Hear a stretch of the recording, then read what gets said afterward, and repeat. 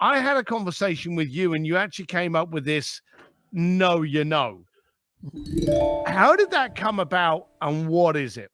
All right. Can we, one more thing? Because that's Inner Edison was the one podcast. My other podcast that I'm really passionate about is Helping the Brave.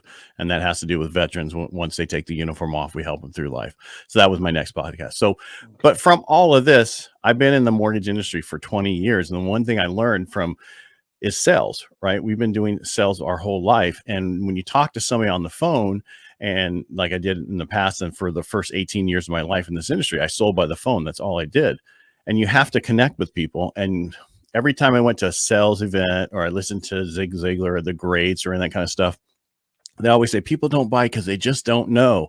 And I always thought it was the dumbest thing. I really did. I was like, they just don't know that K.N.O.W.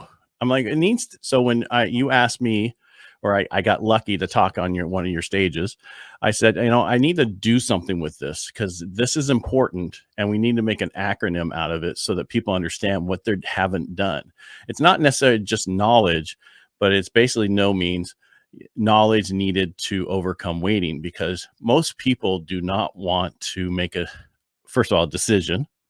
They make it either out of pleasure or pain. And I'd say 90% of the time it's out of pain, not pleasure. They're waiting until the last minute to make that decision because they don't want to make a mistake. And so that's what you have to do as a salesperson, is persuade them. And when I mean persuade, that's something they're already wanting to do. You're just helping them do that. And that's basically what the no means, getting to that point so they don't wait any longer. So run through what the no stands for again. Knowledge needed to overcome waiting.